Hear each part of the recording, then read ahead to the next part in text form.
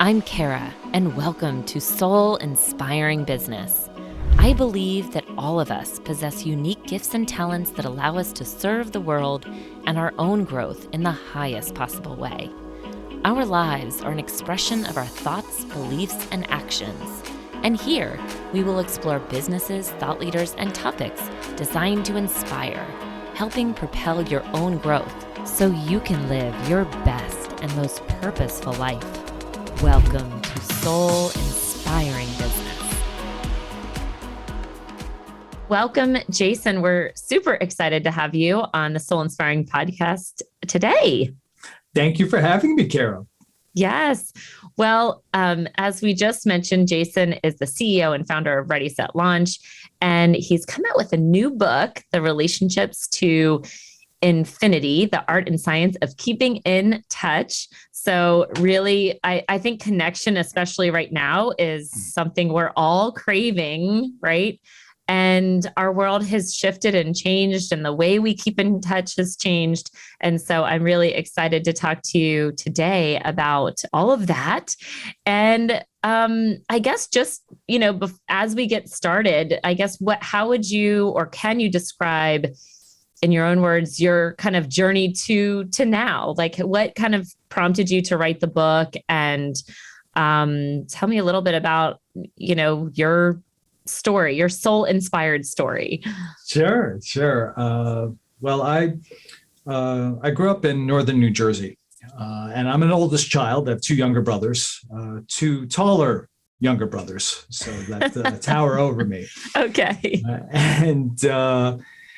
And I think when we talk about the journey, I think it really began when I was in high school, and my father lost his job when I was a sophomore in high school. And it was a challenge for all of us because it was the only job he ever had. It was during the recession of 1989, 1990. And it got me questioning about all these different kinds of things. What is this economy? How do people get jobs? How do people lose jobs? Why do people get promoted? What's success look like? And so I did anything a natural teenager would do. I started reading Fortune and Forbes and the Wall Street Journal. Like like everybody.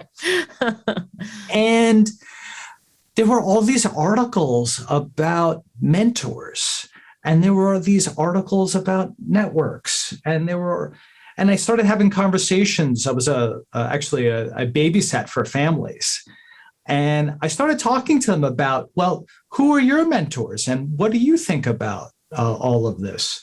And then there was this notion of, well, I keep in touch. And so there was this question that I always have been fascinated with early on, where we say keep in touch, and yet we don't. And I've always been, why? So why is it when we want to do something and yet we actually don't do it? And so throughout my career, I've worked in consulting, I've worked in sales management, I've worked in brand management. And then when I actually moved to the DC area to be with my lovely girlfriend, who's now my wife, and it was a time where there was an opportunity for me to go out on my own. And I said to my wife, I really want to write a book. And I want to write a book called Relationships to Infinity. So this was 10 years ago. Wow. And by that point, I was already doing some coaching on the side. When I had moved back to DC, I had reconnected actually with the Georgetown MBA program where I did my MBA. And someone in the MBA career center said, Jason, you're a coach. Why don't you come coach for us? I said, what did you say?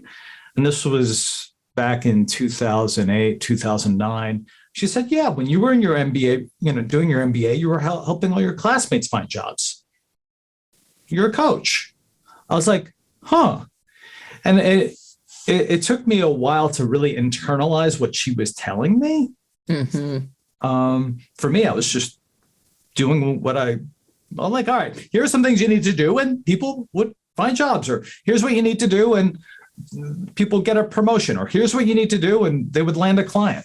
And it wasn't until that, fateful moment where I was called a coach, I was like, it has a name.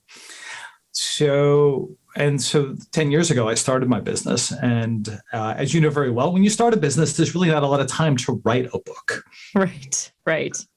But, along the way, I was like, I really want to get the message out. And through working with all my clients, I'm like, they're not keeping in touch. They want to keep in touch, but they're not keeping in touch. And fast forward to we're, in pandemic and hybrid and remote. And I actually had a Bloomberg radio journalist who I'd done some segments with. She said, Jason, I just took a class through Georgetown. It's a book writing class. I just wrote my book. I think you have a book in you too. And you should take the class. You should write a book. And she didn't know that I actually had always wanted to write a book. And so I'm typing up very quickly to sign up for this class. It's called the Creators Institute. And what I love about the class is that there's this perception that you need to write alone.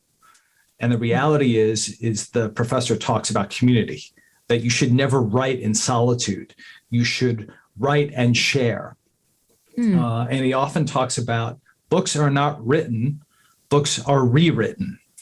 And so first you get the words on page and you've got your horrible first draft, which is already like really, really, really hard.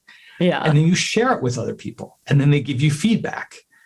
And I'll never forget when I shared my first introduction with my wife, who's also my copy editor, and some friends and family. And they were going through different ways of telling me how terrible it was. Oh, no. But there's another saying from another author I respect, Dan Pink, who said, sometimes you have to write to figure it out.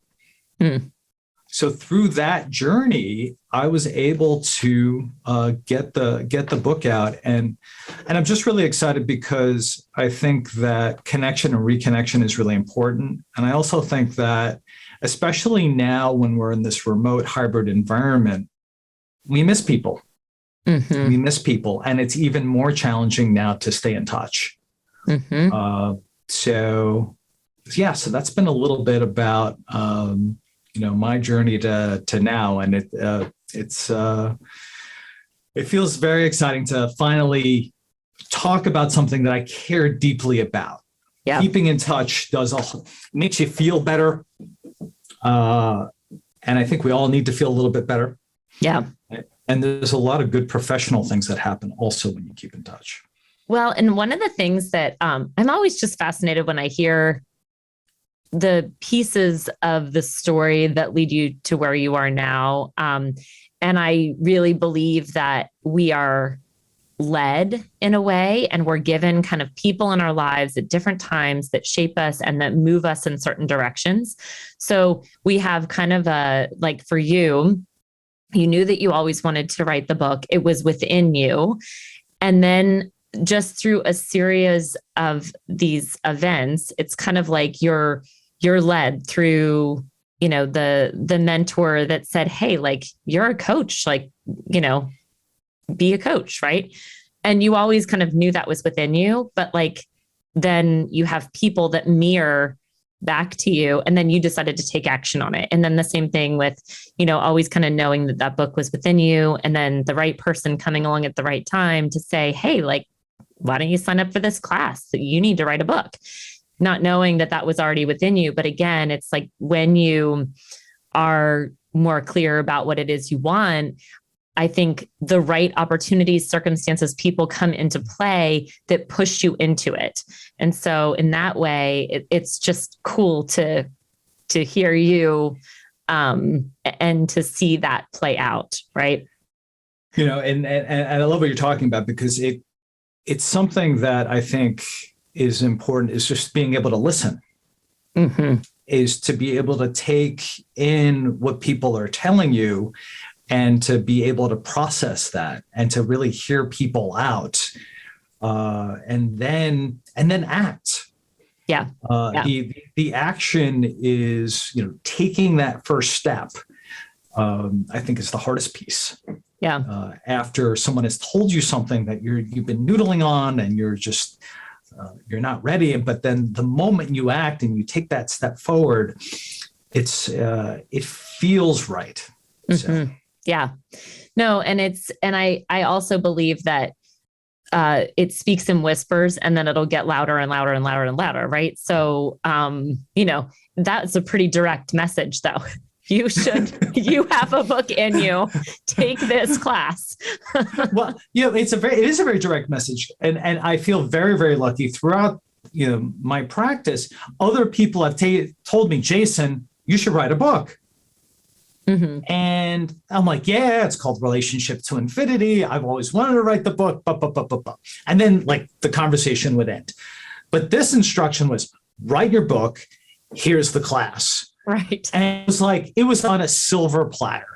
Yeah. It was really on a silver platter. And it happened, we were about a year into the pandemic. And I said, you know what? I'm going to do this. Mm-hmm. I'm going to do this. I'm tired of talking about it. My wife is tired of hearing me talk about something that's not happening. Right. I said, you know what? And I've got 2 kids in elementary school. And I also wanted to reflect back to them that I can still learn new things, and I can still get out of my own comfort zone. Mm-hmm. And, who am I to tell my kids, you got to, try even though you might not understand something immediately, or try even though it doesn't come naturally to you. So, for me also, both of them now have copies. They have signed copies. Awesome. And we're reading chapters. Yeah. So, my 9-year-old the other day, Daddy, what does networking mean? Mm. And so to be able to, so it feels so good to have gone through this process, because I've learned a ton, but then to share it with my children, and to have a family conversation around something that I think they know what I do, mm-hmm. but now it's in a different meaning. Yeah, no, that's very cool. And like I said, I think it's just for anybody listening that has been in a place maybe where they've got a dream, or, something that they've always wanted to do, but yet, aren't really sure where to start. Sometimes it starts with just stating what you want, and then listening when the people say, write the book, right? And then, as you mentioned, taking action, right? So that's a great lesson right there. And I'd love to dive into the book itself, because again, you talked about connection and the art of staying in touch. I'll say on the real estate side. So this won't probably surprise many of our listeners, but the average person knows 10 to 12 realtors. And the person that they typically end up using is the person that they've heard from last, right? So it's a pretty arbitrary decision. And again, kind of underscores, and there's another statistic just on the real estate industry that says, 90% of people would use the agent that they last used to help them with their sale or purchase if they only could find their contact info. Right. Right.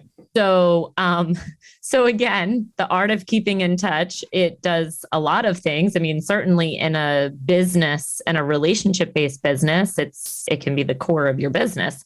Sure. On the corporate side, it can lead to opportunities and career opportunities and growth. And so I know this is something you've been, again, passionate about for a very long time. And what have been the biggest impacts for you in kind of following a process where you've, following the art of keeping in touch and cultivating those relationships over time? How has it kind of impacted you personally? And it's funny that I talk about it in the book. So personally, this one person that told me I was a coach was somebody that I was not in touch with, that had gotten back in touch with me and said, you're a coach. I actually got another job opportunity after that to run a remote sales team for a career website, Vault.com, because somebody had gotten back in touch with me and said, Jason, I think you would be good for this. And it was one of those things where I didn't have anything in mind other than to say hello and to share my appreciation for this person because he, had done some kind things for me, over the years. And so, one of the things that I talk about in the book is intentional gratitude. So often people do things for you over the years. That is something that you can continue to share with people that you already know. That first client, that first job, that first promotion, whether it happened 5, 10, 15, 20 years ago. People want to be remembered. Kara, I can't tell you the number of execs that I talk to that say, I helped that person. I haven't heard from them since. I helped them get that first client, get that promotion, land that job. I have not heard from them since. And so through the simple act of, I have a daily intention. Who can I thank today? And one of the people that I'm going to be thanking, I'll be thanking our mutual person in common, John, because, Yes. he brought us together. Right. So it's waking up every day, I've gotten my kids to school. That in and of itself is pure joy. And then I was like, all right, who am I going to thank today? I have a whole host of wonderful things in my world. Who can I thank today? And that is something that's genuine. It's not sleazy. It's not salesy. It's true because you're sharing some actual tangible memory. The fun part with that, Kara, in researching the book is that there's social science. There's social science around nostalgia. There's social science around sharing memories as a means to create connection. So actually, as human beings, we are drawn to our favorable memories. And so actually nostalgia, and we've been feeling a lot of nostalgia these last couple of years because we've just felt so bad. And so nostalgia actually lifts us up in a lot of different ways. So if you actually combine gratitude, intentions, professionally, a lot of good things happen. Well, and many of our listeners have heard me talk a lot on this show too about, manifesting things into being and manifesting what you want. And there's a lot of power. Gratitude is a big part of that because it gets you into a better feeling place. It's a lifting, as you mentioned, it's lifting you into a different emotional state, and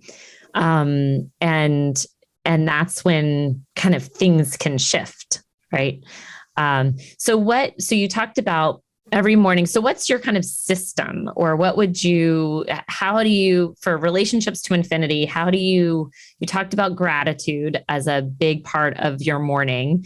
And do you say, I'm going to think of 5 people today? Is it more organic than that? Just how does that, is it, you call them, send them a note, or is it just organically whatever feels right in that moment? So it usually begins with my printed holiday card list. And here's why, Kara, because, people, that sounds so time consuming. But every label that I put on reminds me of a memory of that particular person. And so what I typically do when I do my own labels and I do my own holiday cards is I have a notebook next to me of, wait a minute, I haven't spoken to that person and I need to remind them of they did this for me. And I appreciate that. And when, people are succeeding out there, I actually have my own printed thank you cards. I have my own printed, if you get a new job or you land a new client, you get a wow card. In addition, they go with the stamp. So you've got celebrate stamps and you've got thank you stamps. So it usually begins with the holiday card list. And then I don't do 5 a day. I think that's really hard. I try to pick one person a day that I want to reach out to. And the fun part is, I personally call it the snowball effect. You remember one person for one thing that happened. You're like, well, wait a minute, how did I know that person? Wait a minute, I got to go back and thank that other person because they connected me to that person. And so, using that approach, it's as easy for me as having a notepad. And then, yes, I do use I have a contact management system where I'm just typing notes in. But really, the reminders are coming from my head and my heart, right? And you're hitting on something that's really, really important, because often when people are like, Jason, all these people I need to keep in touch with, what system do you use? And it's, the system's important, but you can't replace technology with an intention. I love that. You can't replace technology with an intention. And so you can't give a technological solution to an authentic memory. And so really, my system is founded in how can I continually remind myself of the different types of people at different ages and stages that I've lived across and so sometimes, I've lived in different cities across the globe. Oh, I'd spent 4 years in Paris. Oh, I haven't spoken to so-and-so. Let me get back in touch with them. Or there was a moment when I worked at Unilever on Dove lotions and creams. Let me get back in touch with so-and-so because we had worked together and it was a lot of fun. And now they're over here. So I think there's different memory triggers. And I actually, when it comes to the systems care, I think a lot about memory triggers.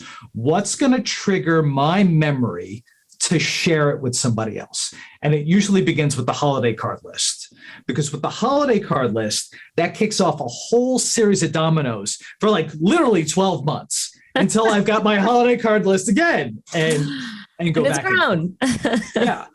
Yeah. So triggering the memory is for me the core piece to keeping in touch.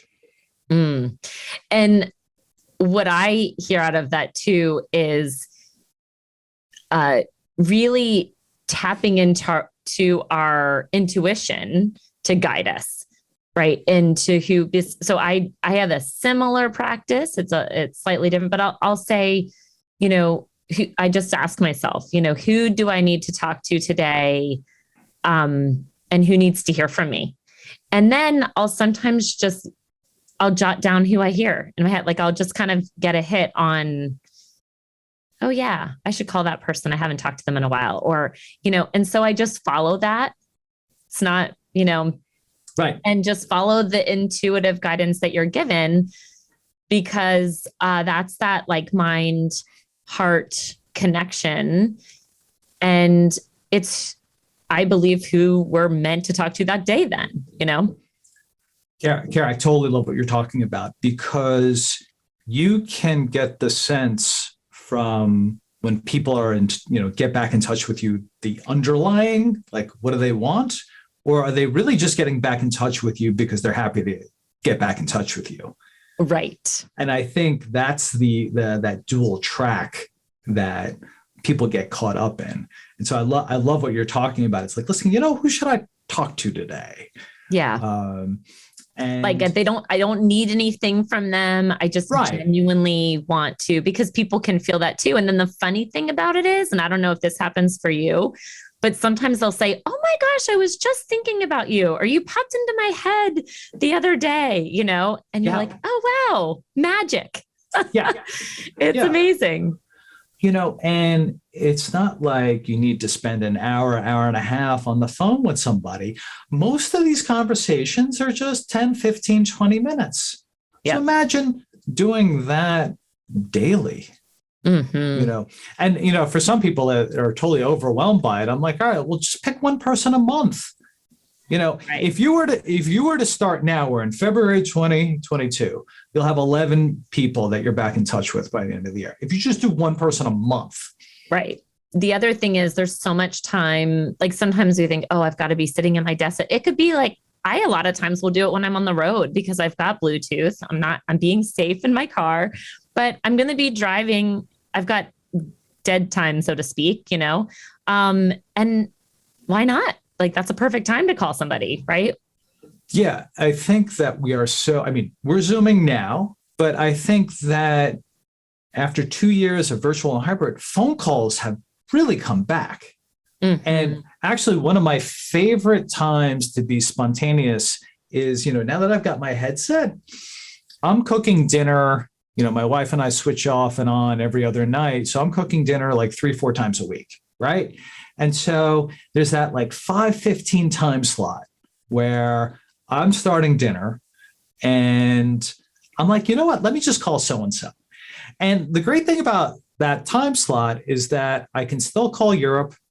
I can still call the West Coast. So, for me, if I'm like, oh, I haven't spoken to so-and-so in a while, let me see if they're there. Mm-hmm. And I've got like half hour, 45 minutes where I'm just like, just making dinner. Yeah. Yeah. And it's, it's funny that, when I'm walking around, I think better. Mm-hmm. When I'm walking around, I'm more spontaneous. So the whole thing for me is to make sure I've got my headphones with me. So if I don't have my headphones, then I can't make the phone call. So I have to remind it's back to reminders. I'm like, all right, you've closed up the day, bring your headphones downstairs and put them, where you're going to start dinner. Yeah. Well, and I just love that. And actually there is some science. I believe my business coach was telling me that there's some science behind walking and like intuition and kind of, the kinesiology in it. Right. So, yeah. So there is also kind of science that backs that up. But absolutely, that we're more creative, also like walking meetings can be like super helpful. So tell me, so that's one of the key practices. Is there anything else that you have incorporated into like really cultivating, those relationships? And how do you see that, for anybody that's out there that's maybe either having a stumbling block or just, I don't know, doesn't believe it. Like, what do you say, or what would be your thoughts to that? So here, when you talk about the stumbling block, mm-hmm. And so I gave it a name. It's called the Bermuda Keep in Touch Triangle. Mm. And so just like ships and planes would get lost in the triangle, people also get lost in their own triangles.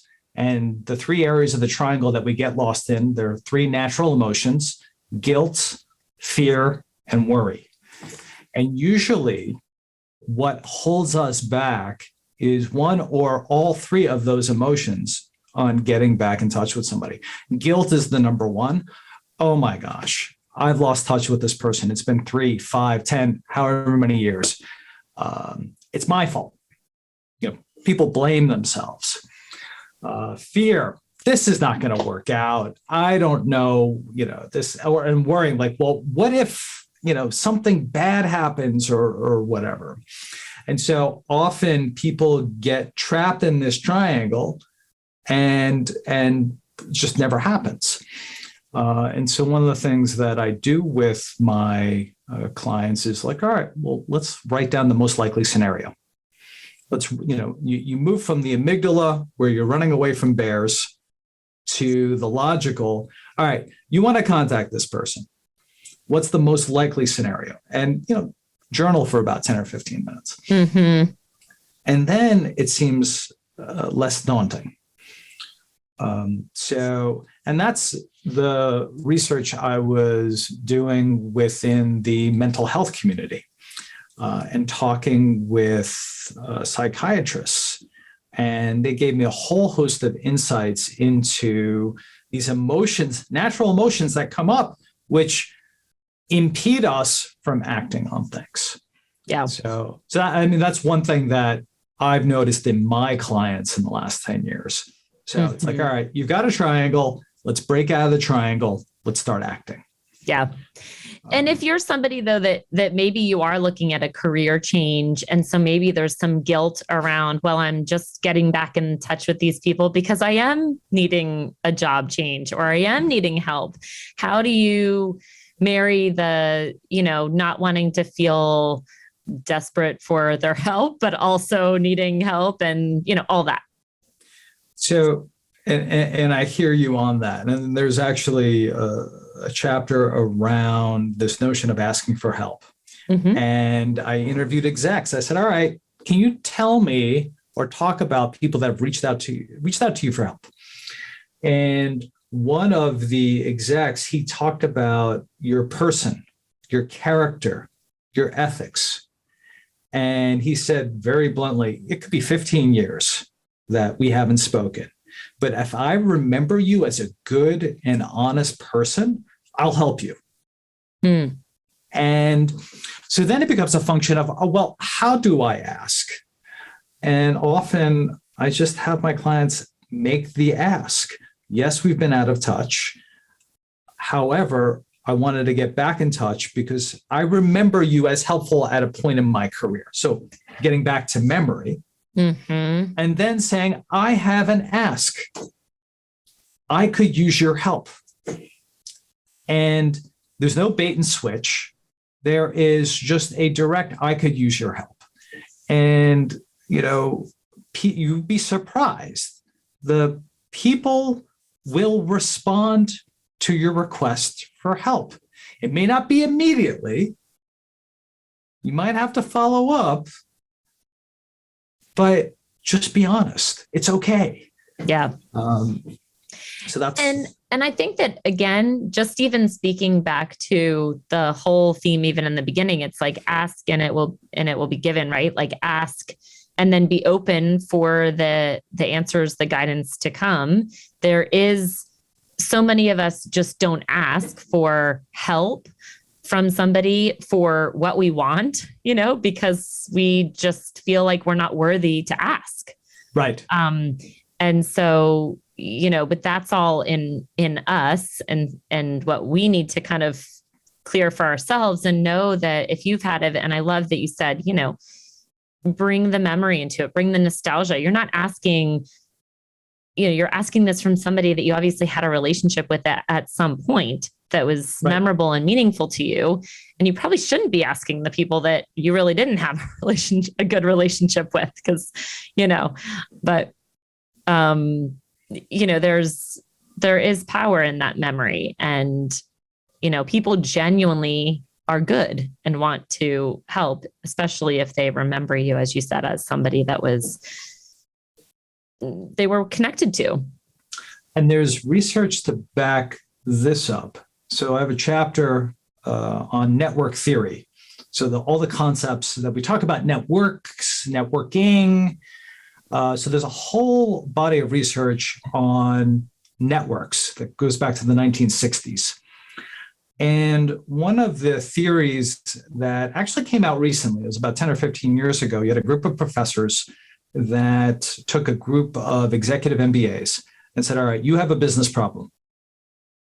Go to a certain number of people that you currently know, and also go to former people that you've worked with at least 3 years. It's been at least 3 years you've been in touch. Ask them the same problem. And they gave them a series of ratings and rankings on what was the quality of the advice, the introductions, all those different kinds of things. The response was unequivocal. People you've lost touch with over 3 years gave better advice, better insights, and better introductions. So then, and they called them dormant ties. And so dormant ties are people you lose touch with over 3 years. And so then the question is, well, why? Why are people giving you these better insights, better introductions, all those kinds of things?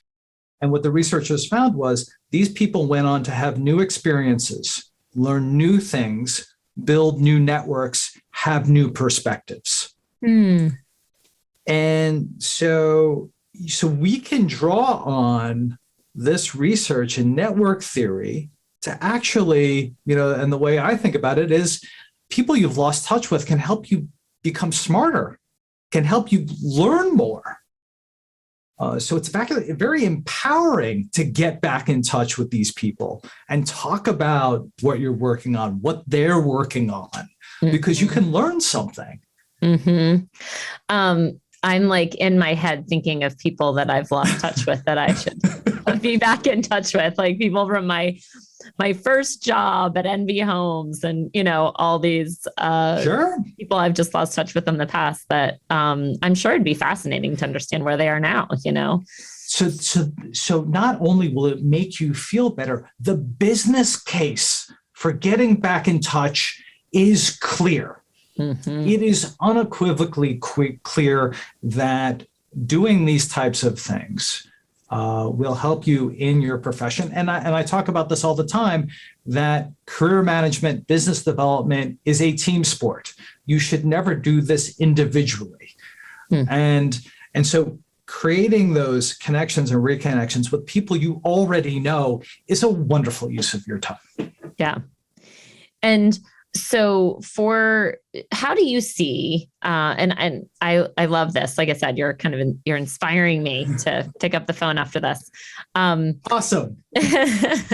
So, how do you see networking playing out in our kind of new world, so to speak? Do you see just continuing more like online networking events? Do you see more, are you starting to see more in-person events again? Just wondering how you see networking, and also just because our community is not necessarily just in, as you said, we're both around the DC metro area, right? So, but our community is not there. Like I have great friends in Australia and all over the world, and I know you do too. So what does that networking look like in today's world? So I have a chapter in the book on LinkedIn, and I have a chapter in the book on associations. The chapter on associations is called "In the Room Where It Happens," right? And I think that you're going to see multiple tiers. So I think that in this world of hybrid and remote, there's going to still be a virtual component, both one-to-one, like we're discussing, as well as these webinar-based, Zoom-based, video conference-based kinds of things. I think that's here to stay. I think that people have come to recognize that, it works. I still think that the trade association community, the professional association community, we still yearn to be together. Mm-hmm. We still yearn to be together. And so when I talk about associations and networking, I have a very high bar for going to an event. Will it connect you with people that you already know in your profession? Is there someone on the panel that you feel that you could learn something from? So for me, an in-person event is an opportunity to either reconnect with people that you already are working with in a similar profession and or would learn something from. That is my definition of a valued in-person networking event. Mm-hmm. And the third is, of course, any type of alumni event from either your high school, college, grad school, and now even you're seeing so many professional services firms alumni events and that type of thing. For me, these large grin and grabs, I don't think they serve a useful purpose because it's all transactional. What can you do for me? Mm-hmm. Where these other types of associations, you have shared experience, you have shared interests, you have that commonality. So I think what you're going to see is more technology, but at the same time, if you go in with the right intent, the intent to connect, the intent to learn, the intent to share, I think you're going to be able to do that both remotely and in person. Okay. Yeah, so that's great. That's how I think about it. Mm-hmm. No, that's super helpful. Well, this has been awesome. We've been, I've loved talking to you, and I know I could keep talking, but I know that throughout the past 2 years, there's a lot of people that are really kind of reevaluating what they want in their business, maybe looking at reinventing themselves. going forward into a new career path. I think that's one of the gifts that we've been given throughout a lot of tragedy, but that's one of those gifts, is that we've got this opportunity to start anew and rethink what we want out of our lives. And I know you work with a lot of people that do just that are, reinventing their careers. And what would be your piece of advice for anybody listening that is in that place as they look at, creating something new? I think that the first piece is you are worthy, and that you are worthy of working in something that you like and that you find interesting.